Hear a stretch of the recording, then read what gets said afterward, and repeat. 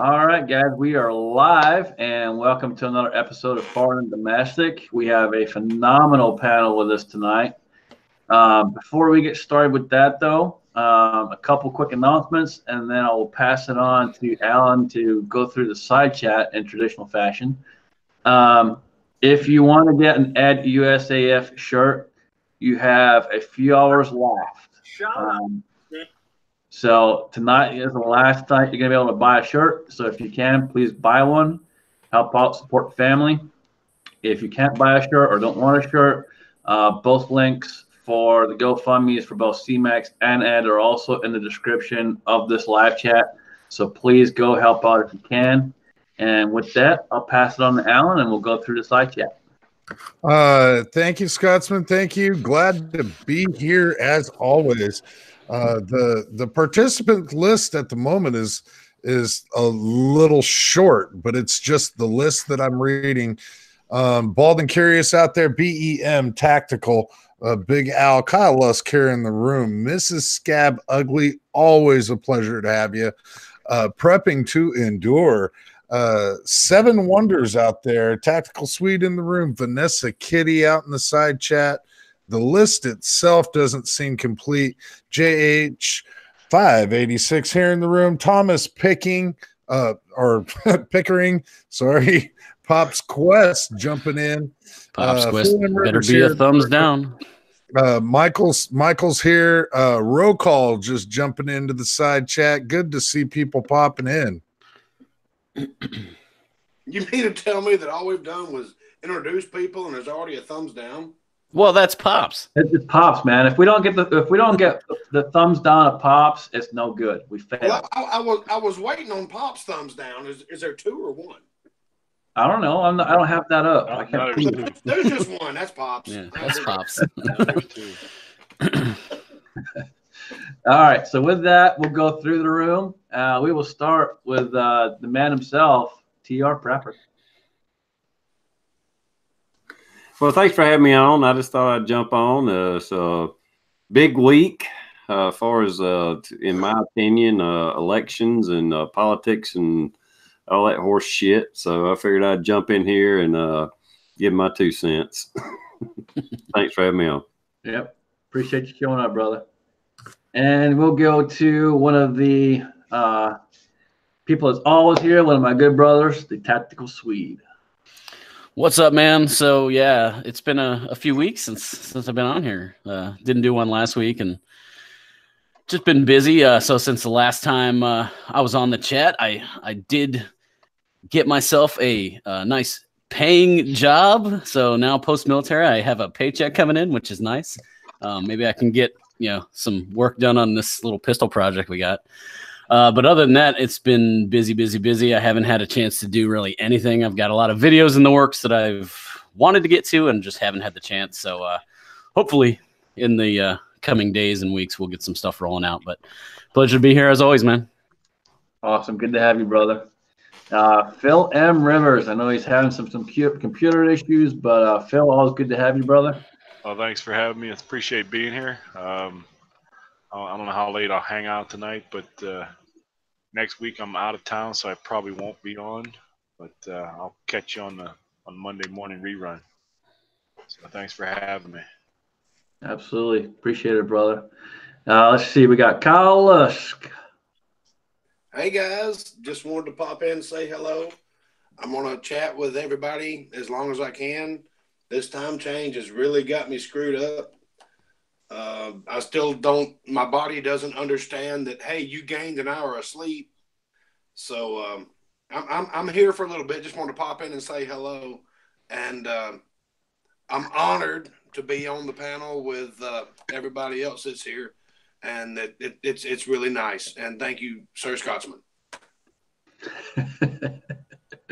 All right. Appreciate it, man.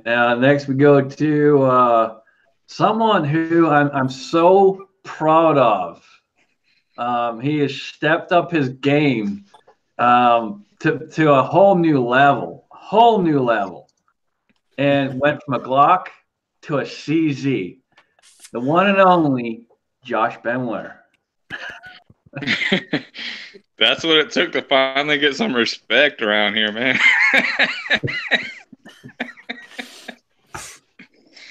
Yeah. So yeah, all that's left is got to test out some carry loads. I got it narrowed down to about four rounds that I really like for defensive ammo. And so last step is to go test them out, see which one shoots the most accurately out of my gun, and that'll be the new carry load.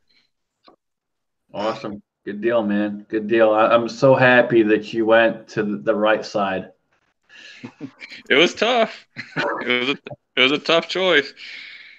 But yeah, you went green bars again. Oh man. He went green bars. Gonna be one of those nights for him. All right, Jamie, what's up, brother? Hey guys, thanks for having me on. Nice to see everybody in the room. There's Mr. Scott in Insight Freedom just popped in. Go Dogs. Go Dogs. They went. Yep, they won finally. Well, I guess. But anyway, I'm glad to be here. Got a lot of stuff I'm working on, and y'all saw my last video. Scotsman came down. We did some shooting, and Scott had a similar video, and Chico did as well. And it was a big time had by all. And I'm just glad to be here. And I'll second what TR said. If you don't go out to vote, don't be griping about what they do. Yes, sir. Yeah. Yep, that's it. That is it. No vote, no bitch. Yep. Couldn't say it better myself. That sounds like a good hashtag. Yeah, that's It how does, I yep. vote. Hell, I was too busy shooting at the range to take video. I'm the only son of a bitch that didn't have any video of all of us shooting. I'm relying on all of y'all to send me something so I can put something together and put it out there. I'm sure we can come up with something. All right, Insight Freedom just jumped in. What's up, brother? Busy weekend. Sorry I was a little bit late. Being lazy, catching up on videos. It's all good. All good. Chico Wise from the Dirty South. Hey guys, panel in the side chat. Thanks for being here. I'm always excited about having a link and being on the panel, but I'm always excited about being here, whether I'm on the panel or in the side chat. So thanks for having me. Glad you're here, man. Glad you're here. Chico, I really like that AK with the folding stock. Thanks, brother. I appreciate it, man. Thanks. I did too. I never got to shoot that thing, man. I need next time I come down, I got to shoot that bad boy. Definitely. I got plenty of ammo for that. Hey, Scott, we got to either get your ass down here or get our asses up there, and we need to have some fun, man. Well, that's what my wife said. She said, they're just barely down in Georgia. You can get down there. I was like, yep, got to do that. No, it's like 40 miles south of the Tennessee line, man. I mean, we're right here. Yes, sir. Yep, a little over 3 hours. Anyway, I know because you're 2 spots, but from the one spot, it's like a little over 3 hours. If the traffic cooperates, that's the trick. Yeah, we won't get into that. So I guess we'll start with TR since he's got politics on the mind, and we'll run with that. So TR, you want to take it?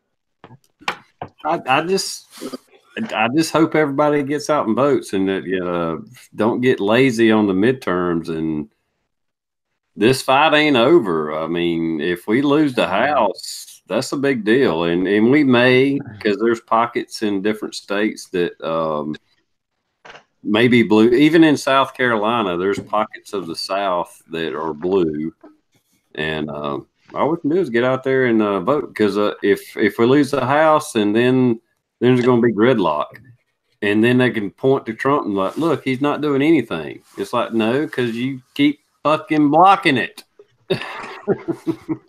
Yeah, they do a pretty good job of that without the majority too. Yeah. A lot of Imagine there's a majority in a House. They can block. They can blackmail. They can, when I say blackmail, they can say, well, we won't do this unless you do this. Well, they wouldn't do that. It goes against all American teachings. We wouldn't do that. No. Yeah. So all I can say is just get out there and vote. Vote. Well, can I add to that, TR? Absolutely. Get out and learn who and vote for the right person. There's sheep in wolves' clothing everywhere. And so even though they say they're Republican, look at their track record. Make sure that they're voting the way that you would want them to vote. Just because they might be in your party line doesn't necessarily mean that that's who you want representing you. Well, I will add this. I had a buddy of mine call me, local, friend of mine, and we were talking about that exact same thing. And I will say this: on your state level, your county, city level, absolutely vote in the right person. On the federal level, as much as I hate to say this, I don't give a fuck who it is. Vote red. On the federal level. County level, vote independent, vote Green Party, vote Democrat if that's the best candidate. If it's for some city council or whatever.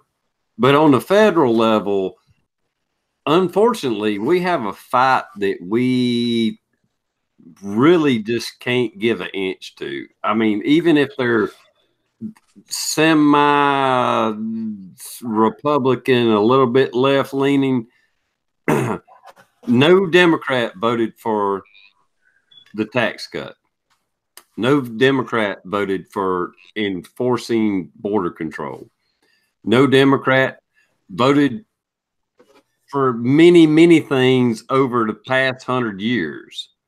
And unfortunately, at that level, we kind of have we don't have a choice. But on the state level, you know, your state representative for a county or whatever, state senate, state representative, not federal, state. Yes, vote your conscience. Drain the swamp from the bottom up. You can't do it from the top down. You got to do it from the bottom up. That is an amazing point that you just made there, sir. Once it gets up there, there's nothing that you can do except wait for them to die, because they're still going to be voted in. But it doesn't matter. Everything is so deep and encrusted. And, I mean, shit. You got people that have been in there for 60 years. 60 years. I mean, what the hell? 60 damn years? Surely to God they've messed up once. No, apparently they haven't.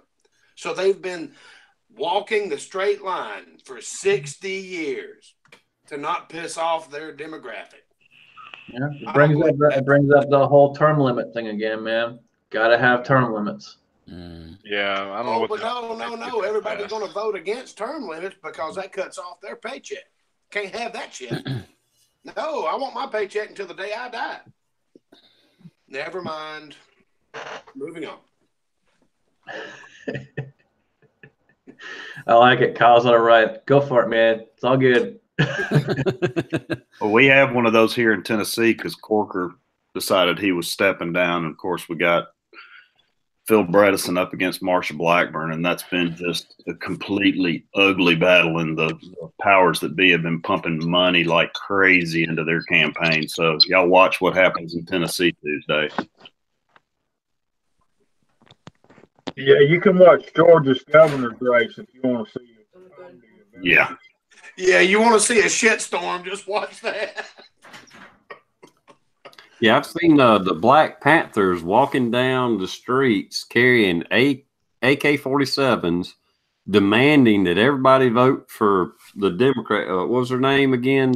Stacey Abrams. Yeah. And she's already said she wants to take away AR-15 and assault weapons. Like they're going to take those guns away.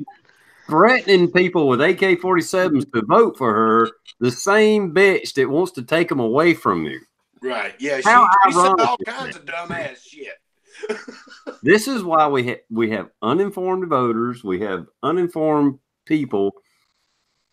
Not that I'm a fucking genius by no means. Not that I know. But I know when this bitch says she wants to take away my guns, the last thing I'm going to do is say, here, look. Here's my vote. My AK-47, you should vote for her or I'll shoot your ass. What the fuck is that? I'm telling you, actually, at the end of my neighborhood, there's a family, and they have a Stacey Abrams sign in their yard. And I actually wanted to stop by there on my way home from dropping my children off at their mother's house. And okay, so you're pro-abortion, pro-socialism, pro-gun control, or pro-everything else. Is that why you voted for her? Or did you just vote for her because she's a black woman? I mean, and that's a legitimate question. So you're against everything that America exists for. You know, you want all this stuff. I know we're getting really too political here, but I wanted to stop by and go, look, is this why you voted for her, or did you just vote for her because she's a black woman? Because, I mean, it doesn't matter to me. I don't give a damn if she's a damn leprechaun. You know, she doesn't represent my values, so I'm not voting for her. I think a lot of this, and in Georgia, it's a really tight race. It really is. It's a tight race for governor. And we got this independent that's in there, just all he's doing is, I'm sure, taking money from one side or the other just to suck votes from one side or the other. I'm not going to say which side I think is at fault, but we're going to end up in a runoff. And I'm telling you, if you go by what she stands for, you know, we want more socialism, gun control. By all means, come to my house and confiscate my guns. That's not going to happen. Well, I mean, one of the platforms the Democrats are running on is they want to actually do away with the tax cut that Trump passed, or Trump, you know, through him passed. Well, of course, because it's how taking in the money out of fuck their do they have any support when you're saying, I need to raise your taxes, I want to fix your health care, which, by the way, they doubled the cost of my health care and killed what it would cover. Yep. My health care is shit now. If you would like bold ass proof, I can provide that. Yeah, I don't know how y'all's health insurance is. Mine went from covering 100% to 0% until I hit $5,000. They won't pay for a fucking aspirin until I hit $5,000 out of pocket. Exactly. So whenever I go to the hospital, I make sure I take a whole goddamn bottle of aspirin. No, just give me one of mine. But yet that's the platform they're running on. We're going to raise your taxes. We're going to do away with tax cuts. We're going to help your health care. Hey, here's another good one. I don't know if y'all heard this. Now they're on the campaign. We're going to drain the swamp. I swear to God, the Democrats are running on that too now. We're going to drain the swamp. Motherfucker, you're the one we want to drain. You are the damn swamp. God almighty, without you, there wouldn't be no fucking water. I'm sorry I said that out loud. Toning it back. I just don't believe that governor's race is that close. I really don't. I think a lot of people want you to think that it's that close so that you'll go out to vote.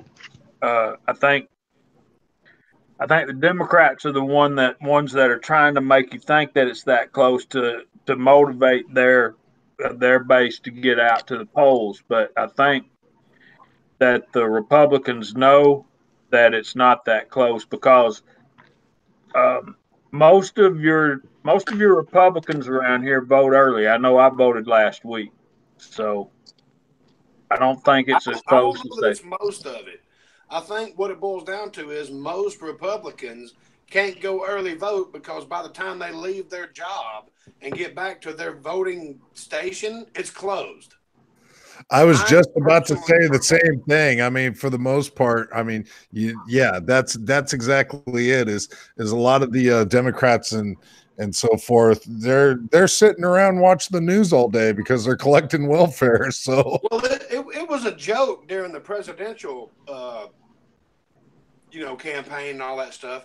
Oh, Hillary's so far ahead. Well, the reason she's so far ahead is because all the Republicans are still at their damn job. They're not going to vote until tonight. And I think that's another thing that what you're seeing now is because I wasn't able to early vote. I got on their website and, I have to be over here on the far side of town and all that. And it's going to take me 2 hours to get back home. It's only 6 miles, I'm just going to wait until Tuesday.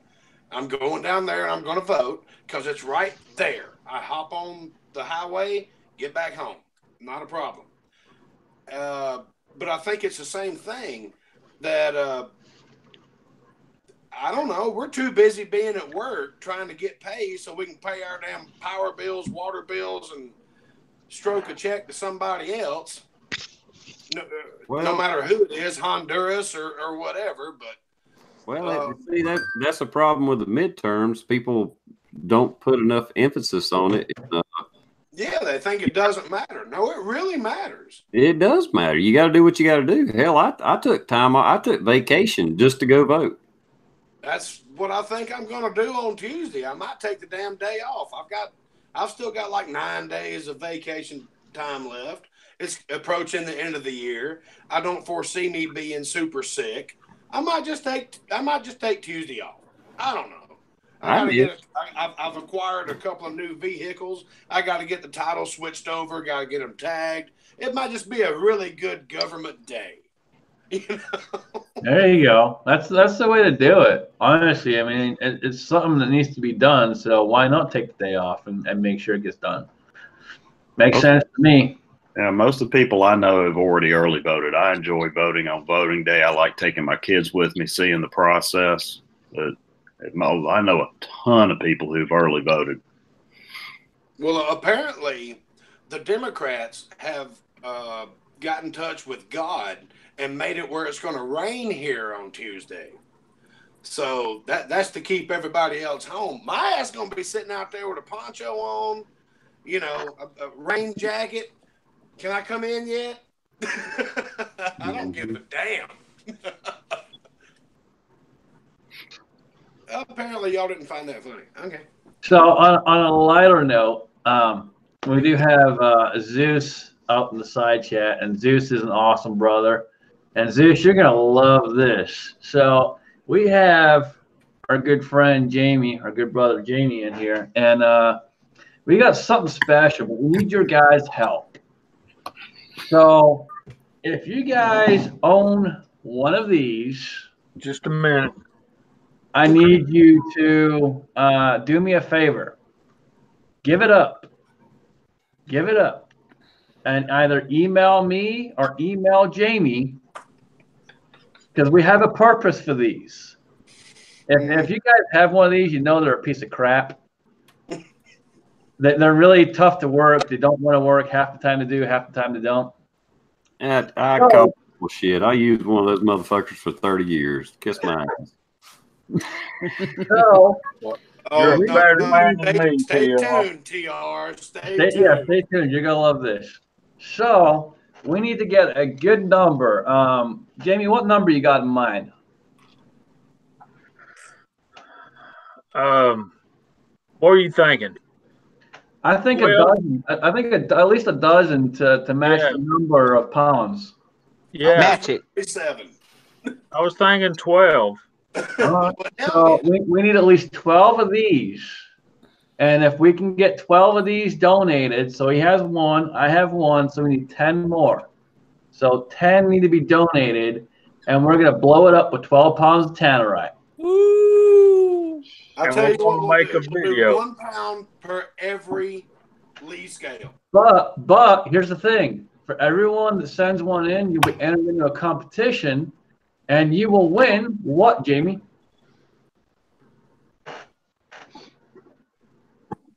A real scale. I'm about to say, you're 44 Magnum, Scotsman. No, that's mine. That's mine. Sorry, man. Well, We have yeah, the just like your Frankfurt CZ. Arsenal. By the way, send me a link to that. I want that Shadow too. That's a sweet shooting pistol. All right, go ahead, Jamie. We have the Frankfurt Arsenal DS750 digital scale that if you send in your Lee scale, we're going to draw a winner for this and maybe some more stuff that we can round up.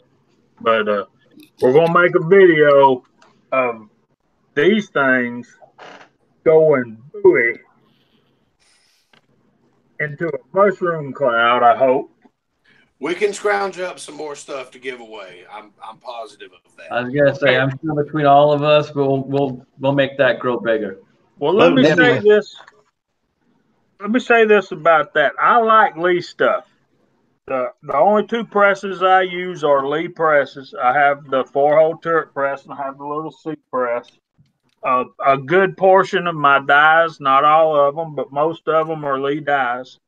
I use just as many Lee casting molds as I do any other brand, if not more. But this particular scale, and it works, it's dead accurate, but it's just a pain in the backside to try to use. TR, tell us about it. He's gone. Did he leave? He'll be back. He stepped off for a second, but no, I mean, I love Lee products. I absolutely love Lee products. There's only two products I don't like. I don't like this, and I don't like the Safety Prime. The Safety Prime sucks. Oh, let me tell y'all something I discovered about the Lee Safety Prime.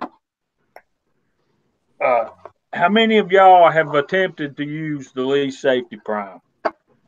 Not it. Not it.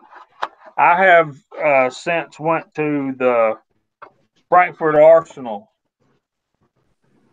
hand primer. So that's what I'm using for priming my cases. But I have here's the Lee Safety Prime. Of course, this part right here is the part that actually puts the primer into the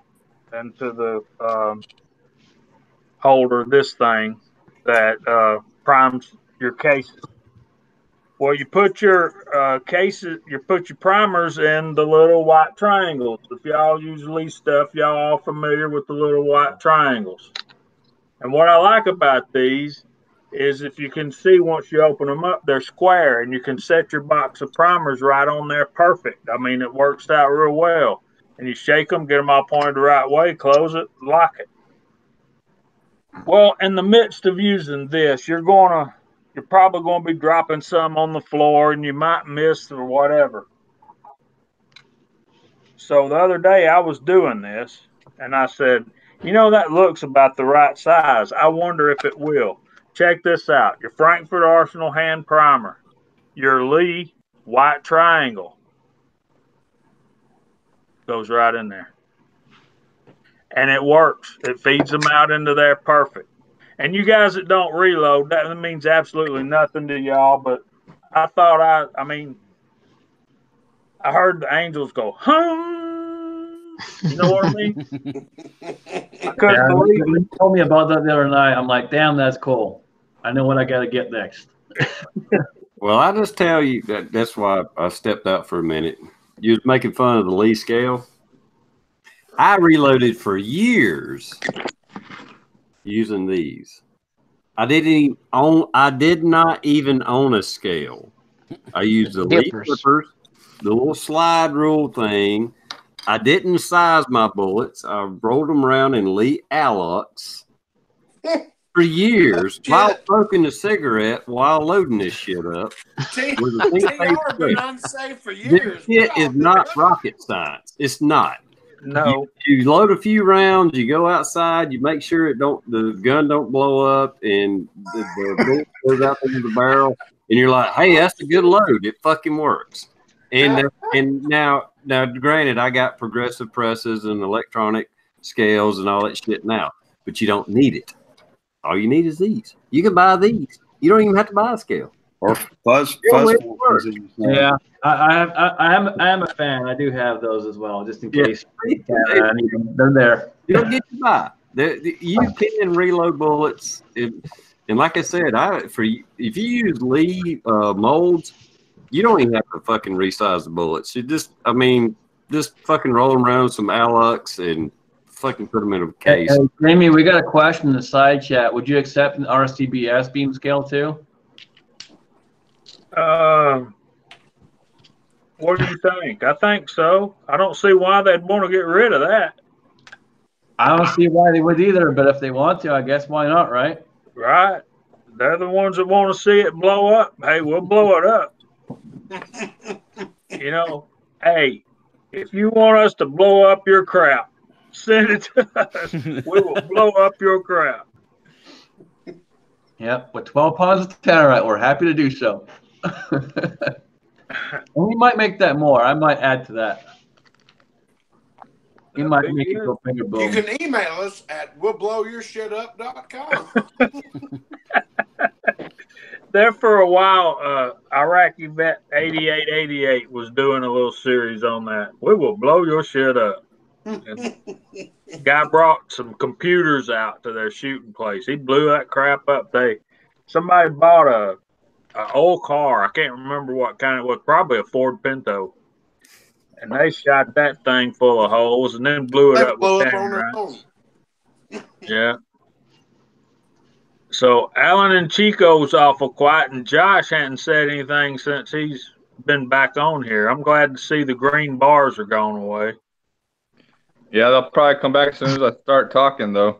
It's that reptilian infection. I'm here. I'm absorbing everything. For people who don't know, let me see. We got 49 in the side chat. Like TR made a good point. Reload is not rocket science, but it is a lot of safety that you need to take into account. And it doesn't cost an arm and a leg. A lot of people ask me how come I went the route I went. You can start off very, very cheaply if you want to. So it is something that I'm sure some guys in the side chat probably interested in. You can reach out to almost anybody on this panel. And if not, you can reach over to the Reloaders Network and ask questions. So that's all I'm going to say, but I'll answer other questions if they come about. Well, I will in the side chat had a question inquiring what scales you guys do use. I have a Hornady electronic scale now. I have that same scale that Jamie's giving away, the Jamie and Scotsman's giving away, and it works awesome. It's a Frankfurt Arsenal digital scale. I have that one, and I have the Wayow, the one that Johnny's Reloading Bench did the review on. That little thing actually works as good, if not better, than the Frankfurt Arsenal. And what I like about it is fast. It thinks fast. You don't overcharge. You don't over trickle. Yeah, that thing. Who's holding that up? That's Kyle. That's me. Okay, and another one I use, the Hornady beam scale.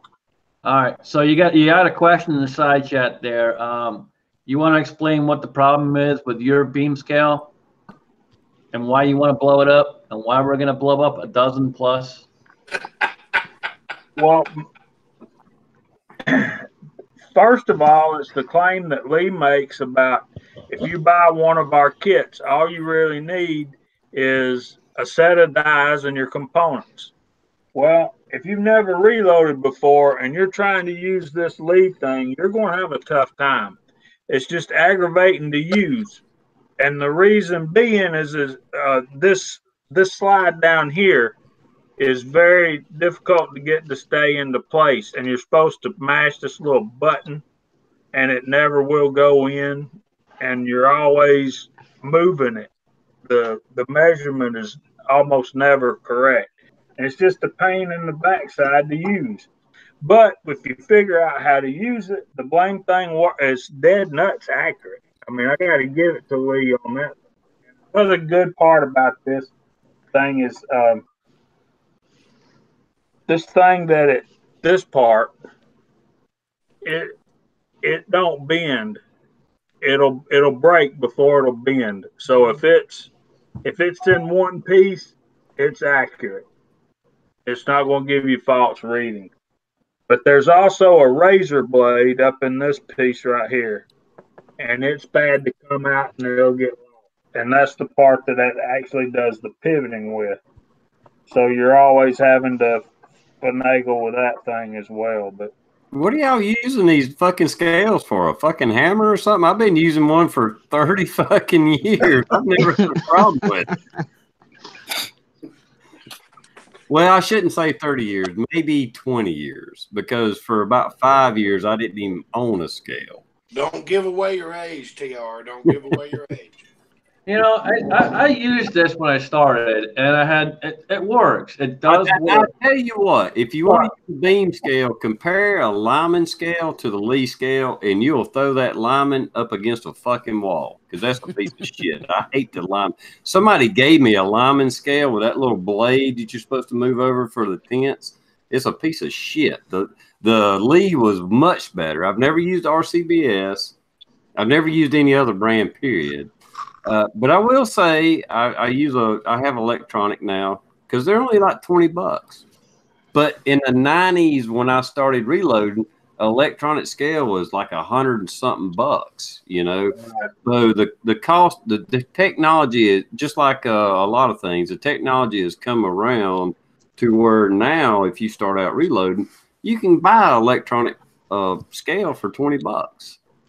You know, so you need like I have the Hornady one, but when I did start, I did use this, and it works. But like Jamie said, it can be frustrating. And when you're trying to relax and and have a little bit of therapy and reload, that shit's annoying as fuck. Okay, I've heard a lot of problems out of the Lee safety scale, I think is what they call it. I don't have one. I heard enough bullshit about it that I didn't do it. I went straight for the Hornady. I've never had a problem out of that. I've measured the Hornady against my however the hell you say it, and also my Frankfurt Arsenal digital scale. And I've got the Hornady. What the hell you call that? That thing. Yeah, those things work. And I've compared stuff like that, and you can calibrate everything and make sure that everything's jiving on the same frequency, and they're all pretty good. But I've heard all kinds of bad stuff about the Lees, and I was like, hell, let's just blow the sumbitch up. All right, so real quick, while we got a little over 60 people in here watching, so that's awesome. And guys, thank you so much for jumping in and tuning in for this. It's awesome. We appreciate the support. I want to just bring it up again real quick while we have so many people here. Tonight is the last night for the Ed USAF shirt. So if you have not bought your shirt already, please do so now. Because tonight is the last night. He is going to cut it off tomorrow at around 9 o'clock and start printing. My two. Start printing them off tomorrow and get them going and getting them up in the mail. So if you guys can buy a shirt and want one, please do so. If you don't want the shirt and you just want to donate and help out, both the GoFundMe links are in the description also. It's very important to help out the people that have supported us over the years. And I say years because I've been on YouTube now for a couple years. And they always supported me and got me doing more. Honestly, if it wasn't for them, the Real Cobra Burnout and a few other people, I probably wouldn't be doing this shit right now. So my thanks go out to them for sure and their support. And we got to support back and help the families out that need the help. So. Yeah, and Frag Out's a good company. They make a great shirt, and this is just the right cause for sure. Yep, absolutely. I got 5 on order, 2 for me and 3 for 3 other people. So, and the date's wrong on the shirt on the picture image, but he is going to fix that. So don't worry, it will be right.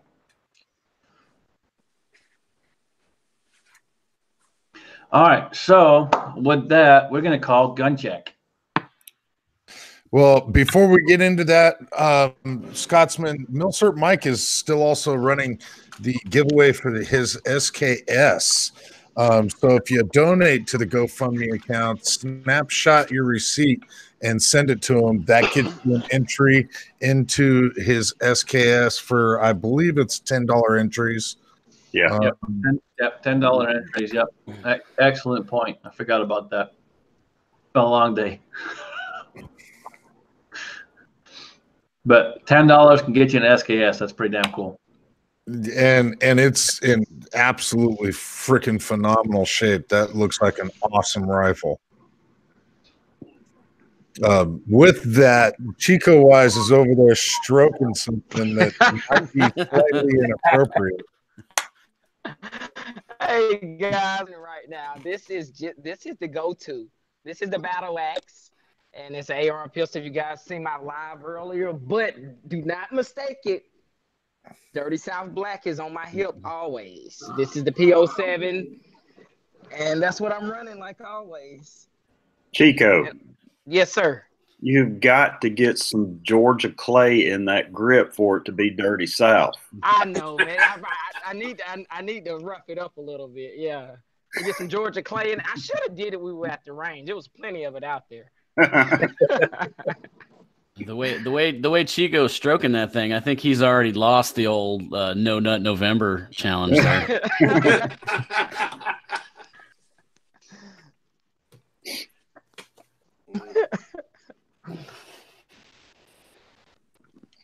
So rolling on with the gun check. Who else other than Chico? Well, why not anybody but better than you, sir?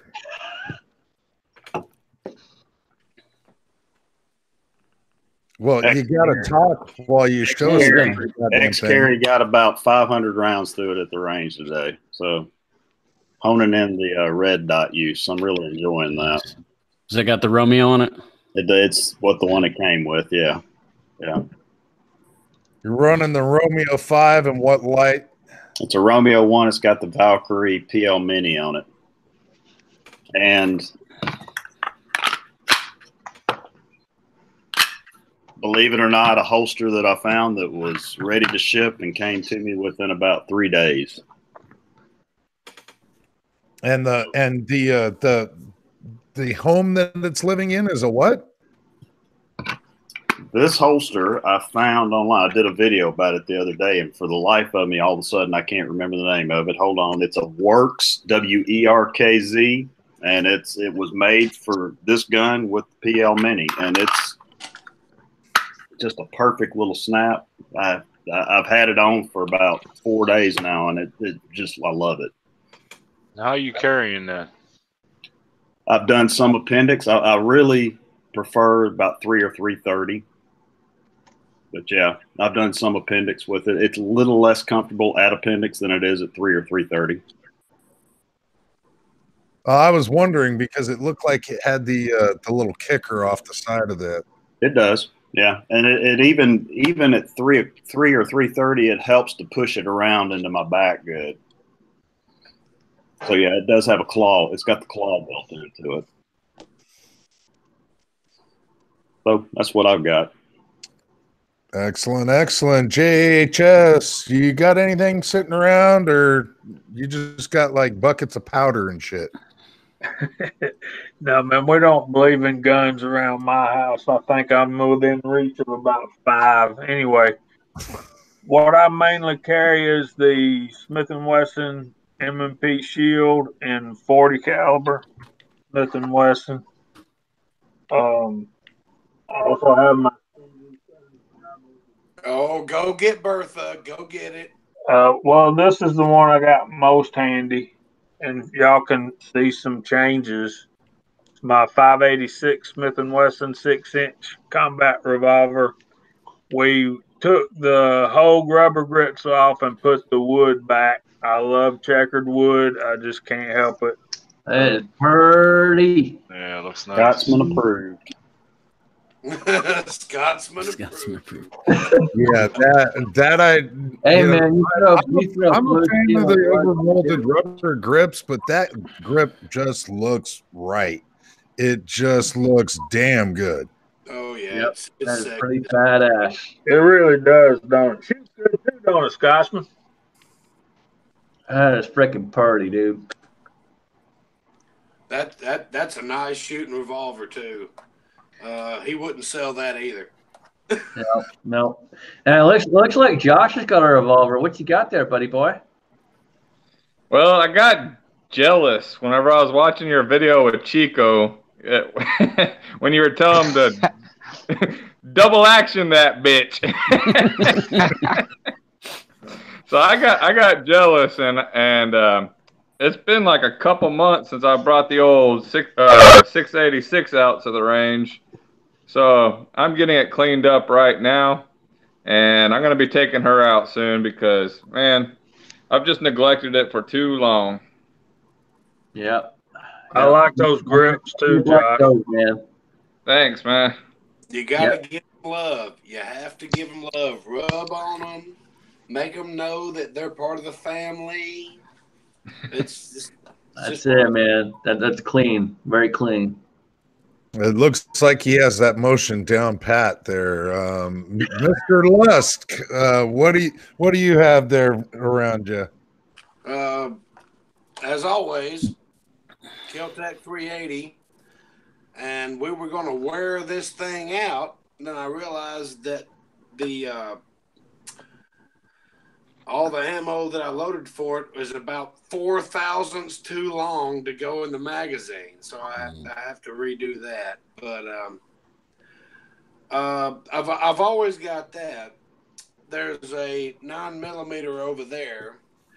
There's a 45 in the other room.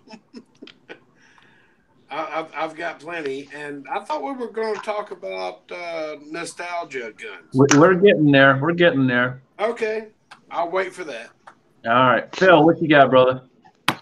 I got the Walther PPSM2. Just carrying that around. Nothing spectacular. All right. Tactical Swede. Closest to me, I got the old SIG P320. I got a couple other things scattered around, but that's the closest thing to me.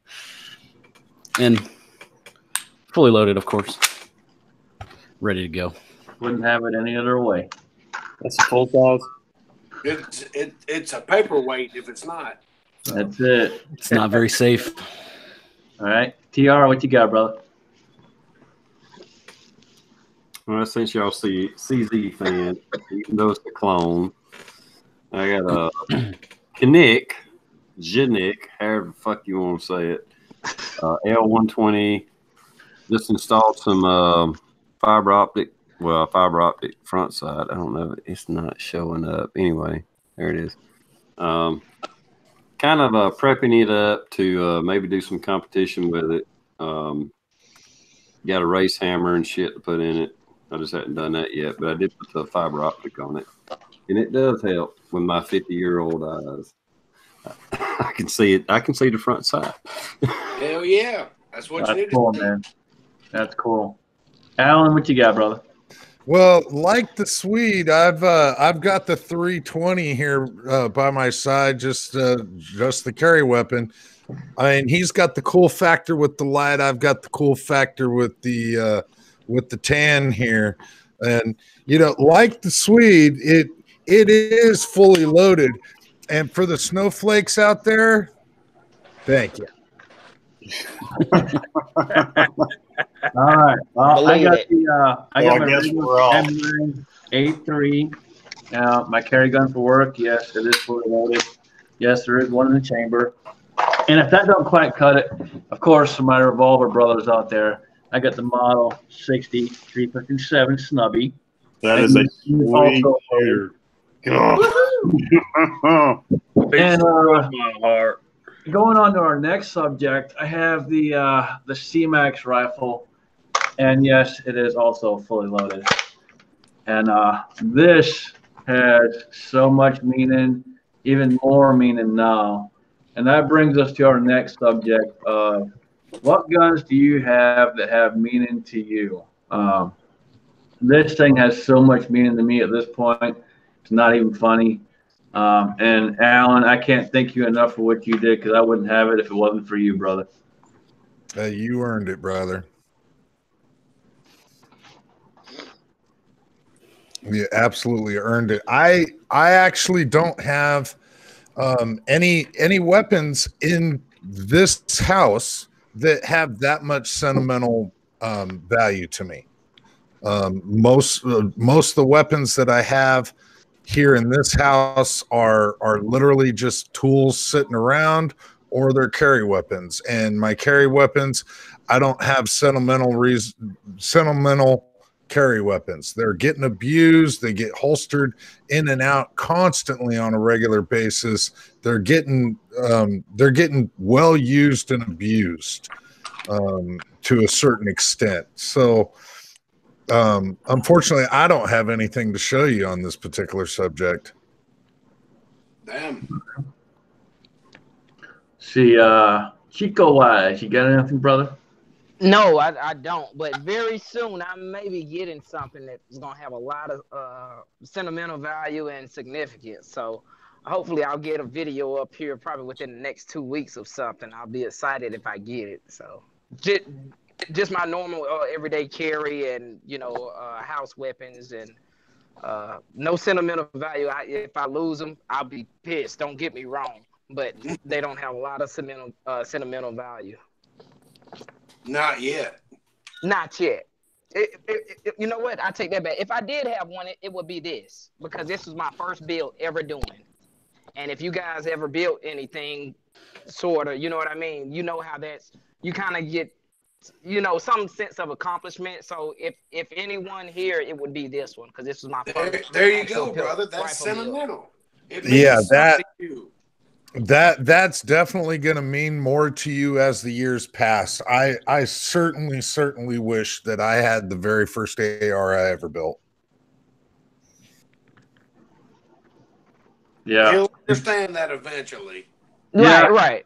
Yeah, I'm in the middle of building this thing right here, and this is my first one, and I'm going big. This is a 6.5 Creedmoor build, and I can already tell you this. I'm loving this, dude. I'm hooked, and yes, there'll be many more builds coming in the future. Hell and yes. Yeah, that was gonna take a while to finish because I'm not buying cheap shit, so it's gonna take a while. That's the way you do it. But I'm doing it once and doing it right. Inside Freedom. I know you got something, brother. Well, I've got way more guns that don't really have sentimental value. I love guns, but I have a lot of them that, I love shooting them. I just don't have a real attachment to them. The AR definitely, the one that I built with my son, the AR-22's got some real sentimental value to it. I love shooting that with him. But, to me, the most sentimental gun I have is my Shadow 2. And that has a lot to do with the fact that you and I basically ordered those while we were on this chat one night at the same time. And damn it, you got one too? The fact that everybody that shoots that gun gets infected. I let a couple that at the range with me today, they said, "You got a Shadow?" I was like, "Yeah, y'all want to shoot it?" So I loaded up a couple of magazines. I let them shoot it. And the next thing you know, they're like, "Man, I got to get one of those." So yeah, it's got. I emptied a mag out of the Scotsman's and I handed it back to him, and I like, "You ain't leaving Georgia with that Sunday. That's gonna be mine." Yeah, that's such an incredible trigger, and I'm telling you what, Jason, man, dude, that green fiber optic sight. I was punching stinking holes in the middle of the target with that thing like crazy today. They looked over there and there was just a hole in the head like this and a hole in the heart like this. And they go, "What are you shooting?" And I was like, "It's not me. It's this stinking gun. It's magic." Yeah. Yeah. Once you get it dialed in where you want it, there's nothing but holes like that. Yeah. We were having lots of fun at the range, and I noticed there was one triangle that hadn't been touched on this target. I'm like, okay, everybody grab a random pistol. Not yours. And everybody, I was shooting, and Jamie was shooting, Chico was shooting. Scotsman was shooting, and nobody could hit it. I'm like, okay, so somebody grabbed their everyday carry. And it was that was a killer little. I'm not going to say a competition, but a fun little, little activity. Because nobody could hit it with Yeah, that triangle was pretty small too. It definitely was. It was definitely smaller than and this is just a 3-ounce sauce cup. But that triangle was definitely much smaller than a salsa cup. Yeah. It was a lot of fun. And oh shit! I guess you could call it a lucky shot, but I pulled my M&P off the hip. Bam! There you go. Done deal.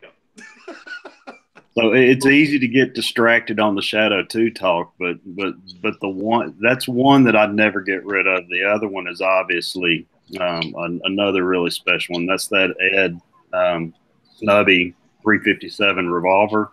Maybe not the most expensive gun in the world, but that gun means the world to me now, and I absolutely love that gun to death. That's a smooth shooter too. Yeah, it really is. It was a great experience all the way across the board with us being at the shooting range. It was awesome. We had a lot of fun. Yep. Who's next? Jamie.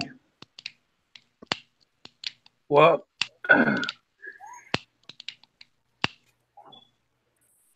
don't think bad of me. I have my grandfather's semi-automatic 22. It's a Winchester Model 190, and that old man could shoot quarters at 100 yards with this thing. I mean, he just knew this rifle. He knew how to shoot, and there's no telling how old this thing is, and it's still, you can look at it. It still looks brand new. It's got a couple of dents in the stock, but I've gone through it after he passed and put new springs and all that kind of stuff in it, and it functions well. But it's hard to hold it without thinking about him. And my granddad was in the Navy during World War II. He was on the second landing craft that hit the beach on June 6th, 1944. Mm-hmm. And he'll always have a special place in my heart, and I'm honored that I was able to do that. And my 586 has a sentimental spot with me too. It was really the first handgun that I ever bought for myself, but I bought it the year my daughter was born, and because I had nothing really to protect my children with. I mean, I had guns, deer rifles and stuff like that, but I didn't have a handgun. So I bought that and threw it in the truck and started shooting it again here lately, and the rest is history. Yeah. Yeah, that's awesome, man. That is awesome. That's an awesome rifle too, by the way. Thanks, man. And we know Josh doesn't have anything. He already made that clear before we went live.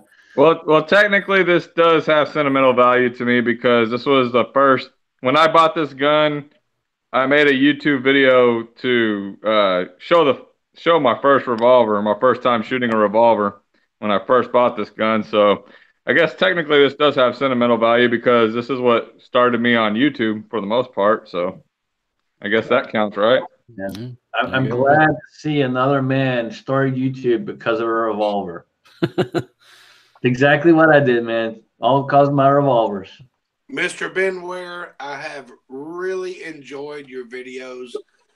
You're a very talented shooter, and I enjoy watching like that when you were that last video where the sun's dropping and all that stuff. That was some pretty good shooting, man. I really enjoyed that. That was a good video. I appreciate that, man. Thanks. Yeah, Josh, I think it's absolutely phenomenal that you have a piece of your own history, and it's just going to get richer and richer the longer you have that. And that's something that eventually you can pass down. And it's absolutely awesome that you started your channel as much of a tactical guy as you are, that you started your channel with a revolver. You watch any of Josh's videos, you can tell he's a tactical guy. That's just how he shoots. He does the tactical turtle, drops his head when he shoots and everything. Hey, are you going to drop your head down whenever you're getting shot at? I think you are. I ain't going to be going like that. No, I appreciate what you're doing. That's why the comments that I put on your video are the comments that I put on your video. I appreciate that, man.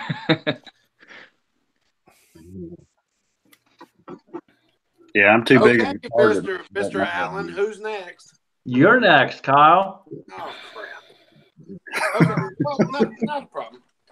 What I have here, this is a Browning 22 made in Belgium. It's got a lot of decorative inlay and everything like that. And, it really breaks my heart that Ruger says that they make the first takedown 22. I'm sorry. This was made in 1941. This was given to me by my grandfather. It's a Browning, Belgium-made 22 that he bought in Belgium in 1943. Sweet. You slide the bullets up in the stock, and there it is. It holds 10 rounds and never had a failure to feed, no matter how dirty it was. Now, so, I'm not an engineer or anything, but isn't it very, very similar how the barrel comes off of that weapon compared to the Ruger? Oh, you think somebody might have copied somebody? I'm not an engineer. I'm not an engineer. I'm just saying. Right. Now, Ruger's got their new takedown. No, you see, the Browning actually twists to 10, and ours twists to 11. I'm not saying nothing. I'm just saying, What's cool is you can put it right back together, and the next squirrel's dead too. Yep. But it's got a lot of intricate carvings in the. Let's see. I don't even know if they're Belgian stuff. Just nuts, nice. I don't even know if you can see this, but there's a lot of decorative carvings on the side of the action and everything like that. This gun really means a lot to me. My grandfather stormed the beach of Normandy, went all the way to the Eagle's Nest in Germany, and he actually stopped by and bought this gun and brought it back with him from Belgium during World War II, and I actually have it, so that means a lot. Yeah, that's cool as hell, man. You should do a close-up vid on that. I can do that. That would be cool. That is an absolutely beautiful rifle, man. Yeah, I don't know why anybody expected to get flack for showing weapons that were 22s. That's not. Who the hell? You might get flack if you try to show us an old Glock and say, "Yeah, here, this is my." I have sentimental reasons for a Glock. But old Glock. That's funny. Uh-oh, Swede's digging one up. All right, Swede, what you got, brother? Well, I have. No, I'm just kidding. No, I'm honestly I'm kind of different than a lot of people when it comes to guns. Like I kind of view them as tools. I don't really have a whole lot of sentimental value to most of my guns. If something kind of falls out of favor, I sell it and I get something I do like. But I do have one gun in my collection that's something I'll never sell. And much like the video I did on this old beat to shit knife that my dad gave me, it's a rifle that my dad gave me. Much like some other guys, it's a 22. It's the first rifle he ever bought. It's the rifle he taught me to shoot with. That's the rifle that I now teach my boys to shoot with. It's, nothing special. It's just an old Ruger 1022, but it's memories, it's family history. So that's the one thing that actually holds some value to me as far as sentimental. Show it. I don't have it with me here. I keep it up in Pennsylvania. And that's the unfortunate part about it. I wish I had it here with me, but unfortunately don't.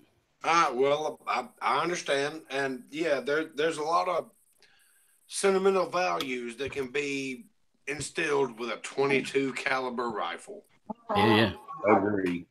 Lots of good memories with my dad and my kids now with that rifle. There you go. And when the Scotsman first brought up this subject, I was just like, how many 22s? I'm thinking to myself, how many 22s are we going to see? Yeah. Because that's the thing is, your dad taught you how to shoot with a 22, this 22's been in my family for so long, or it's the most common out there. So I expected to see a lot of 22s tonight. Well, I can tell you that I taught my son to shoot on a 22 rifle, single shot Henry survival rifle. His next step was to go to pistols, and it was a Glock 21 45 caliber. And he was like, oh shit. I'm like, yeah, shit gets real. And I've actually got a video that I'll send you, Alan. I think Jamie's seen it. I think Scotsman's seen it. I'll send you the video. I even put music to it. I was like, this is beautiful. He's like, well, that's not too bad. But it didn't say shit after the fourth round, Chico.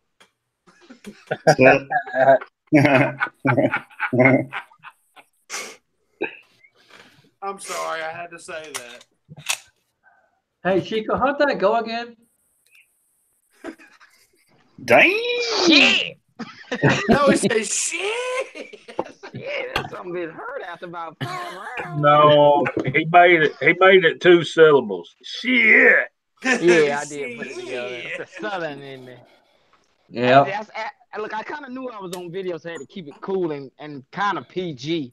But yeah, it started heating up on me a little bit after about 5. Yeah, I was like, damn, I need my gloves or something. Chico's at home icing his fucking hand down that night and shit. No, it wasn't that bad because he came back to my house and he was like, gloves do help. Because he was shooting mine. Yeah, that's what it was. We had a lot of fun, and he was like, the gloves do help. Yeah, and then because I shot and we had a killer dinner. Then all of a sudden, Scotsman wants to smelt lead. Cows was a 7-inch, and I shot that, but that wasn't on video. So when I shot the Scotsman's, his was 4-inch. 4-inch, yep. And then I shot Kyle's after, but I had the gloves on, and I was like, but you were shooting my reloads. I could have gave you some factory shit, and damn, that stuff wants to knock the gun right out of my hand. It still was fun to shoot. Gumball makes a really good point, man. The gun was bigger than you. Yeah, that shit was fun to shoot, man. That was fun.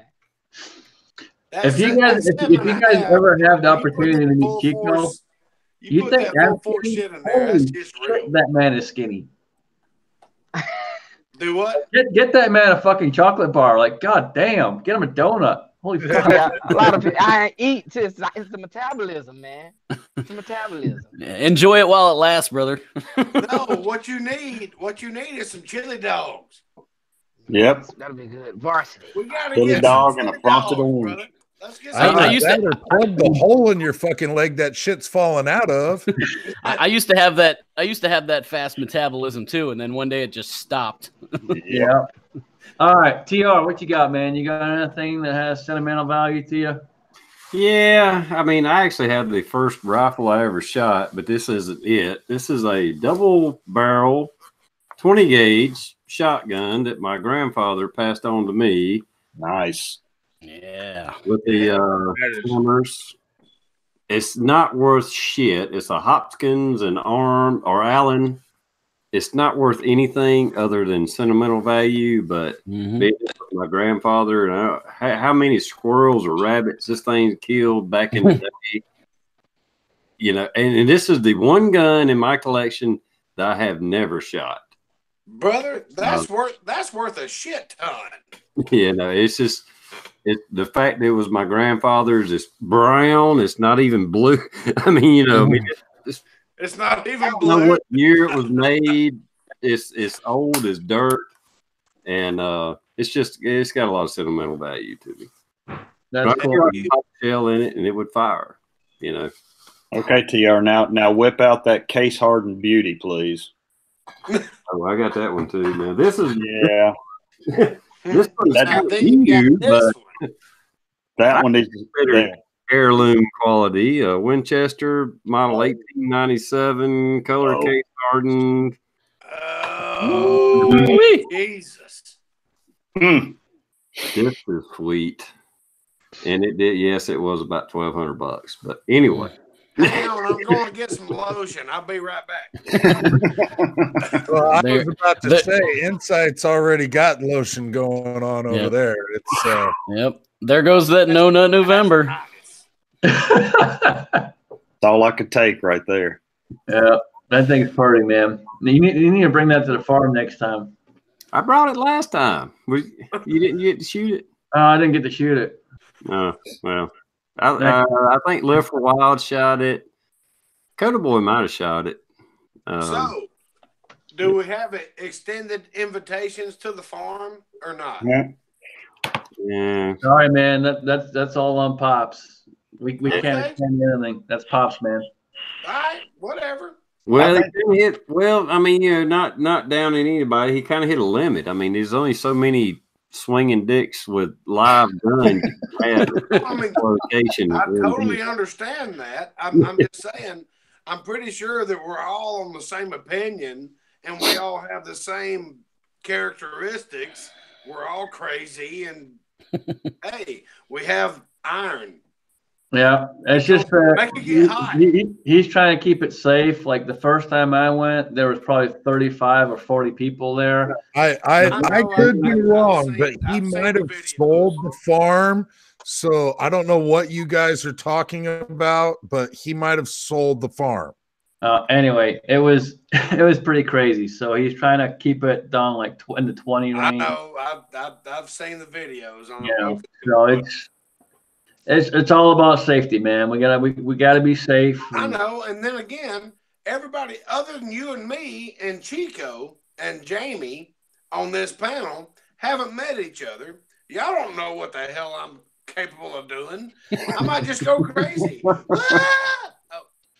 I will say this: if you ever get to shoot with Kyle, just have a lot of ammo and have the magazines preloaded because it's just like done. He does not take his time whatsoever. But I hit what I'm aiming at. I'm not sure that Go ahead and admit that. This coming year, Go ahead anyway. and admit that. Yeah, but we did have somebody go crazy, and that's one of the reasons it got scaled back. Oh shit. Okay. Yeah. Okay. Yeah, I remember hearing some of them stories. Yeah. I have a question for TR. TR, what caliber is that sweet Winchester? 45 Long Colt. What else would it be? Well, you know, they make them in 357 Magnum, 44 Magnum. Yeah, no, it's 45 Long Colt. I have 3 45 Long Colts and single action Rugers. I have a Bisley and then 2 Vaqueros. So when I ordered the lever action, of course, there was no other choice for me other than the long Colt. I understand. That's what Well, I and it's very good that you have a very good paying job and know how to reload. You have to reload if you want to shoot 45 long Colt, because the cheapest ammo you can buy is $1 a round. So you better reload. Copy that. I've got a 45 Vaquero, and yep, you're correct. You can go to Walmart. The cheapest ammo they got on the shelf is $25 for 25 rounds. It's ridiculous. But if you reload, you can reload it to past 44 Magnum specifications. So it's a powerful round if you want it to be. Yeah. It's not fun to shoot, but you can do it. Well, TR, we know you cast. So what's the cost when you reload those with your casting, roughly? I don't know. Maybe. Well, if you don't count the cost of a lead, I mean, maybe what, 10 cents? Yeah. Yeah. Nice. Those are the kind of rounds you really need to be reloading for. That's where you really. I mean, are you buying lead, or does it just fall at your feet? Well, I have a buddy that still works on cars. I used to work on cars for a living, and he is able to scab up a little bit here and there. And then like twice a year, we'll just do a casting session and load like 5,000 to 8,000 rounds of bullets, at a time. Well, that's and good. All day casting bullets, and that lasts us for a couple of years or a year or whatever, Right. Okay. But y'all doing different calibers anytime y'all do that one session, right, TR? Oh yeah. We're doing 30 caliber for rifles, 45 9mm. We're mixing it up, and definitely invest if you're going to cast bullets. Get the I'm a big supporter of Lee components. I know I have Dillon presses, but as far as molds, those 6 cavity Lee molds, dude, that's make some shit happen. He ain't lying. Look, I have a Dillon too, but this Lee mode is my go-to. Yeah. And I'll tell you the secret if you hadn't learned it yet. Don't let it sit in there too long. You will break the handle, slam off of it, trying to knock the sprues off. When you're doing those 6 cavity molds, give it just a couple of seconds and knock the sprue off, because if you don't, it'll lock up and you will break the handle. Slam off that mold. Chico, little heads up. I've heard that Chico, before. come talk to me this weekend. Come on. Want to cast? What? You say you want to cast? Yeah, come on. We'll cast. I'll be home about 4 o'clock. I have to work from 7 to whenever. Get Cool, your we'll ass do it. over here. Let's have some fun. We'll do it, brother. Well then, okay, come on. And I will tell you, I've used a few different molds. And Chico, I know you're pretty new to casting. Lee molds are pretty close to what they claim, especially if you use them wheel weights, which from what I've seen you are. They're pretty close to the actual size. I'm not telling you not to resize them. When I started casting, there was no cheap resizers. You had to get the $100, freaking $120, whatever. Blah, blah, blah. Now you can buy the $16 Lee resizers. Right. That's what I have. If you're doing like 9mm, 45 and stuff like that, you don't have to resize them. Now, if you powder coat it, you got to resize it. Right. If you just Alex tumble them, you don't have to resize them, but they are smoky. I'll go ahead and tell you that. But they shoot great. They're accurate. It'll resize itself as it goes down the freaking barrel. Right. There's a few TR videos where you can see the smoke. Yep. So what are you guys using, if anything, to spray your molds down with? Silicone spray. Whoa, really? I'm using beeswax, but I'm not putting it in the cavities, and I'm using the silicone, not silicone, synthetic 2-cycle engine oil to wipe down my mold. The top of it. Silicone spray, I'm telling you. Get some silicone spray. aerosol lube. Are you spraying the cavities? Yeah. TR? Yes. You are spraying the cavities. Yes. So you spray the cavities of the molds that you're pouring lead in. Yeah, that silicone is clear. And I have some of that. Well, let me explain this. You spray it with the silicone. The first couple of casts, you toss into your trash bucket. And after that, they will fall free for a long time. I mean, you may be onto something that I've never even experienced, but well, I got that from I work in injection molding. I work with, and this is something we do in injection molding. We're talking presses that have like whatever. I mean, the ones I work with now up to 320 tons of pressure. Plastic. Brother, I've been watching your channel for a couple of years now. Okay, well, the technology, the information in injection molding with plastic transfers pretty direct to casting bullets. You got to have vents. They got to be clean. Spray that some bitch down with silicone. Throw out the first couple of loads. That silicone still impregnates the mold enough that it'll last for a good while. You may have to hit it a time or two. If the mold gets too hot, you got to cool it down. I set the edge of the mold into the water because I use a 5-gallon bucket to dump my bullets in. Right. Another trick to make it easy when you're dumping your bullets, the way we dump it into a 5-gallon bucket. Take a pillowcase, go to Walmart, buy a cheap pillowcase or get one out of the house or whatever. A pillowcase over the 5-gallon bucket. Mm-hmm. So when you get done casting, you grab the edge up, you pull it up, let it drain, and dump your bullets out. You ain't got to sift through water, and you don't even have to touch the water. That's a good idea. Let me ask you something, TR. You willing to come to a Georgia Reloaders chat? Sure. That's a good chat. Really? Yeah, it would be. I'd like to see you on there, TR. I'm on there every Friday. Well, and Kyle and Jamie. Well, he got away from live chats and all that stuff, and I kind of reached out to him. Hey, you want to come over here? I understand what you're going through. So just hop into ours. And he's like, yeah.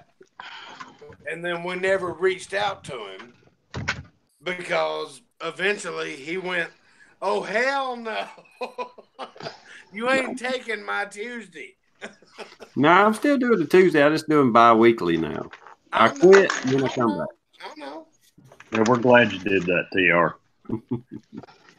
Yeah, the entire community is glad that you came back to doing live shows. That's for sure. Well, I get the reloaders, TR. Y'all keep me really, company when I'm driving all the time. So I got to have people to listen to. Plus, y'all make me feel like I don't drink alone.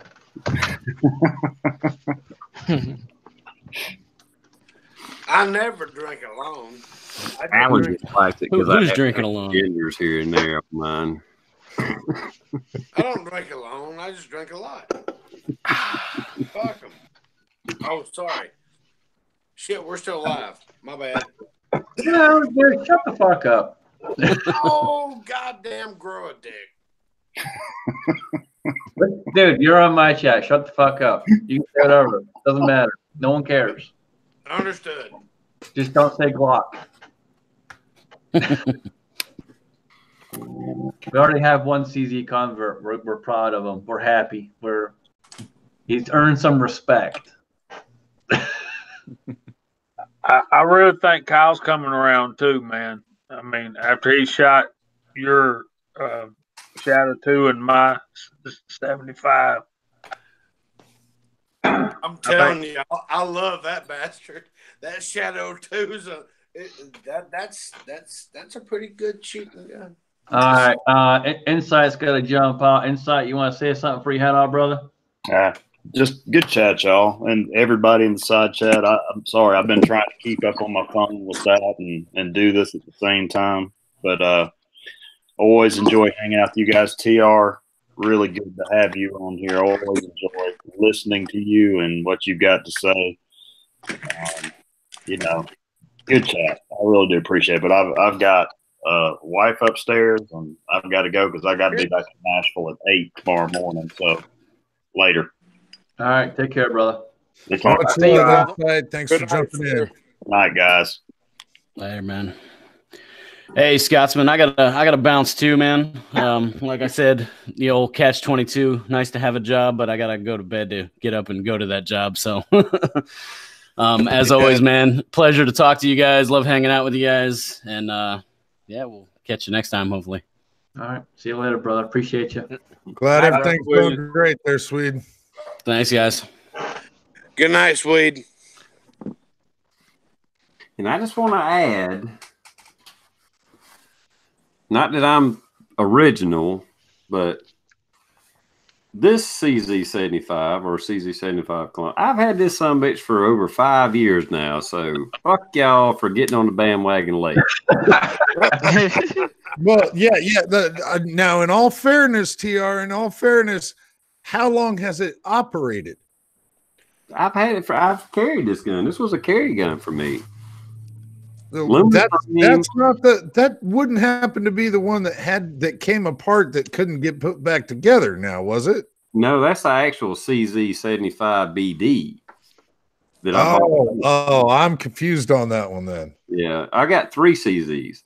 I got this one, I got a compact, I got a C120 or C100, I forget what they call it.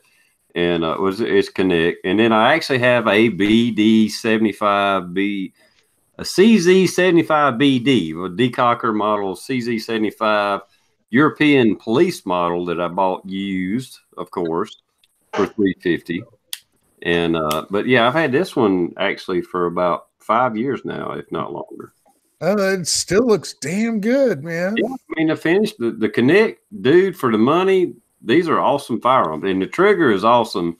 I have a race hammer I'm going to put in it, and a different disconnector sear or some shit. Anyhow, Cajun Gun Works. It was about $150. I know it's too damn much money to be throwing at something, whatever, but because I bitched about, I wanted to see y'all compete with a $350 gun, and I went and bought a $150 hammer kit for this.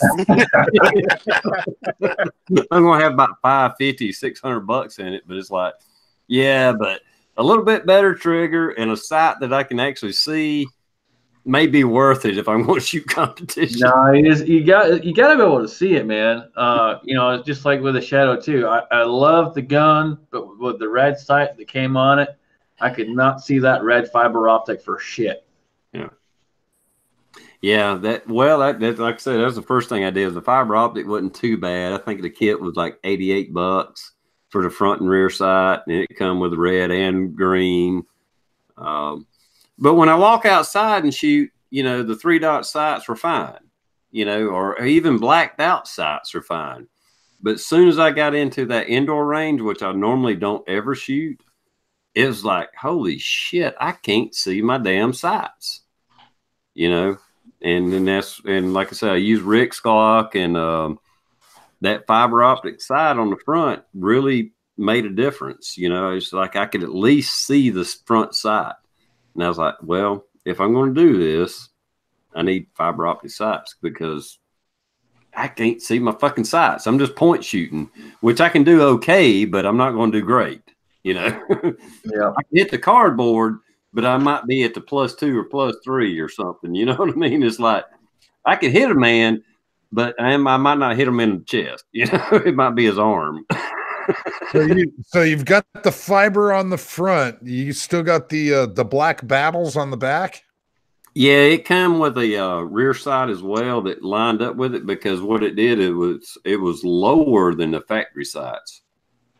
And the factory sight, I don't know if it's going to show it. The factory sight was just like straight up and down right here, and this was more like a I don't know what like a Novak type. I don't know. Anyhow, it put the rear sight at the end of the slide instead of right here, so it gave you just a half an inch more sight picture. But it's not fiber optic; it's just a front, but it's lower to the slide than the factory sights. So it just matched. Well, it's a good look too. Actually, I like the look of it. It just seems smoother. Here's mine, TR. There you go. Yeah, see, that's the way mine was to start with. It was just straight up and down right there in the dovetail. Yeah. And aftermarket I bought, put it back a little bit, And here's what you're talking about the decon lever right here. Yeah. So it looks like I'll go ahead and tell you, don't ever take that sumbitch apart. You mean the decocking part? Yeah. Field strip it, clean it, but don't ever take that decocker apart, because that shit is a pain in the ass to put back together. I can see where it would be. So you can get fiber optic red front sights for these, or fiber optic sights for these. Oh yeah. Well, and until I shot one with the fiber optic, I would have never really thought about it, because I have 2 Glocks with night sights, tritium night sights, and they're great in the dark, but in the daytime, they're fine for outside. Like I say, if I'm outside, sunlight, they're fine. But when I got in an indoor range and beyond, these are tough to see indoors. Yeah, you can almost kind of tell there that they're hard to see. And Scotsman may know this because you work at the lights are fine to see the target and where you're at the shooting station. But like when they set up like a IDPA type match where you're out on the floor, there's not that much light. Yep. So basically, like on our range, for example, we have lights going down the range, but the problem is they're up behind the rafter itself, so you can't actually, that light's not hitting down here. Yeah. It's projected forward. And so there's no actual physical light coming this way whatsoever. So if you're out on the actual range, yeah, you ain't seeing shit. Yeah, exactly. And that's what I experienced. It was like, I can't see shit. I mean, you can, but I'm just talking about far as trying to get a sight picture, your sights and all that.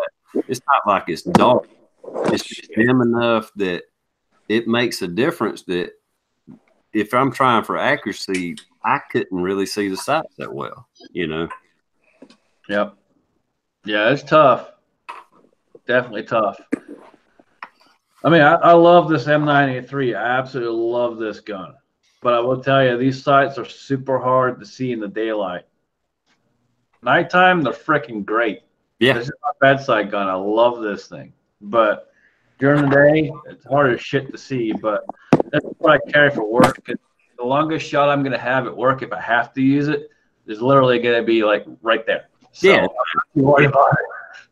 Well, the gun I have by my bedside has, like I said, night sights, and that sumbitch looks like, it's like almost throbbing. It's so bright. It lights up the room almost. If you got some really good night sights, they're fucking bright as shit at night, but they ain't worth a fuck in the day. But at the same time, you're only shooting 5 foot away, 6 foot, whatever, 10 foot at most, Do you guys have any experience with night vision, FISION, night vision sights? I just ordered some for my CZ because I don't like the sights that are on it, and they seem nice. They seem pretty bright. Like the tritium is outlined, and it's a white 2 dot in the rear, and then the front dot I got red. I was gonna get blue or green, but they didn't have green. They had yellow, and in the sunlight, I figured they kind of drowned out the yellow. So I didn't know if y'all had experience. I went ahead and got the red in the front and the white in the back, but I didn't know if y'all had any experience with night vision sights. No, I've heard of them, but I've never seen them before. Oh, okay. Well, I was going to ask you a question, Josh. What did you not like about the sights on the CZ? Well, see, they used to put the 3-dot sights on them, and I like 3-dot sights. Now they put on the CZP-10Cs at least, now they put the night sights on there, and the rear is blacked out, but it still has the 2 tritium dots, and the front has a white outline around the tritium that you could barely see. So it's during sunlight, you can see it fine, but as TR was talking about, when you're at an indoor range, the lighting sucks and you can't see them at all. And with my astigmatism, that blacked out rear, and then it has those little etches, you know, how they do those little ribs in it. That makes it blur. That makes the rear sight blur even worse. And it blurs so bad that it pretty much blurs into the front sight, and you can't tell which is which, and it just becomes a blob. So I couldn't shoot worth a shit indoors. Outdoors, it was fine when it's, you know, when it's decent lighting. Yeah. So I had to get the new. So I already ordered them, so they should be on the way in a week or two. But I was just wondering if any of y'all had any experience with night vision. But yeah, I too have heard of them. I haven't actually seen them in person, but I think you went to the right road. Also going with the red up front, I would have done the same. Absolutely. Well, I think for the most parts, I mean, I grew up shooting with just a black front sight and black rear sight, and you know, and when you're young, blah blah blah, everything's fine. And for most self-defense situations, no matter what sights are on your gun, you're probably not really looking at them anyway, and they're fine. But when you get into just playing around, whether it's competition or just competition with yourself, you start seeing a difference in a sight that you want to be able to see your sights, and you want to be able to shoot and have fun doing it. Like I said, in a self-defense situation, I'm probably not even looking at my sight. I'm point shooting because the sumbitch is right in front of me. If he's 50 yards away, we're probably talking murder, you know. I mean, it has to be pretty defined. Well, he was shooting at me. Okay, well, again, maybe. But for the most part, they're going to be right there at you, and you don't. The sights aren't as important.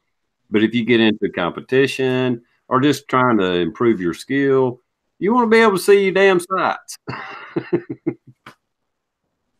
don't know, man. I had a 150-pound pit bull tearing up my border collie when I walked out in the backyard, and he started running at me, and I had to shoot him from about 30 yards in the pitch dark, and that shit was no fun. That's why I got night sights and a flashlight.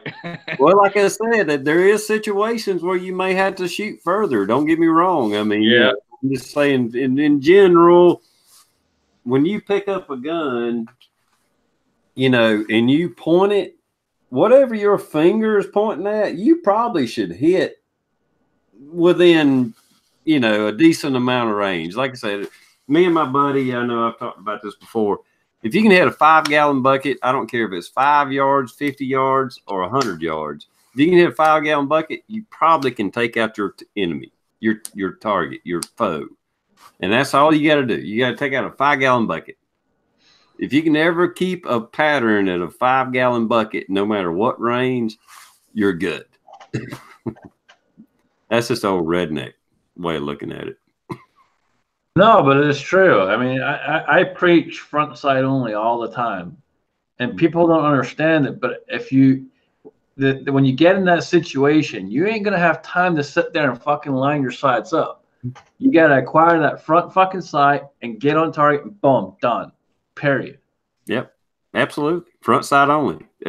Back in the 80s, when I was first getting into shooting and stuff, that's what all the big gurus taught. Front sight, target. That's the only thing you need to see is your front sight and your target. If you see your front sight and target, you should hit it.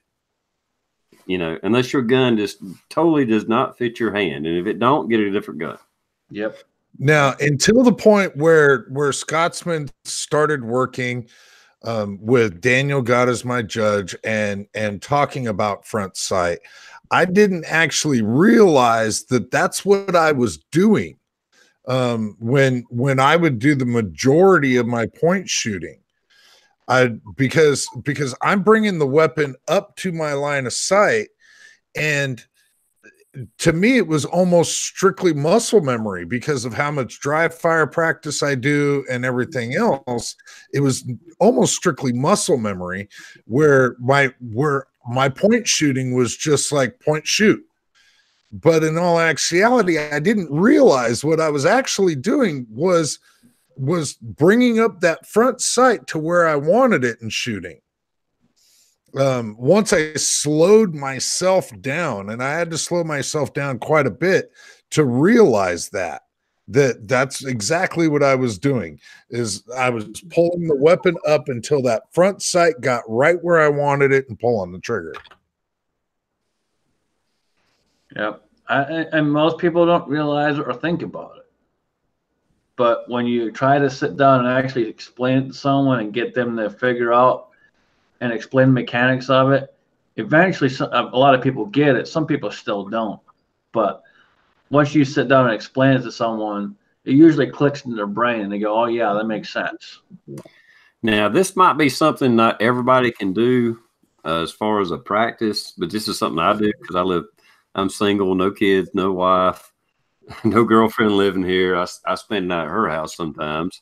But what I do, and this is something I read about before the internet, and I've practiced it a lot, is make sure the gun's empty, you know.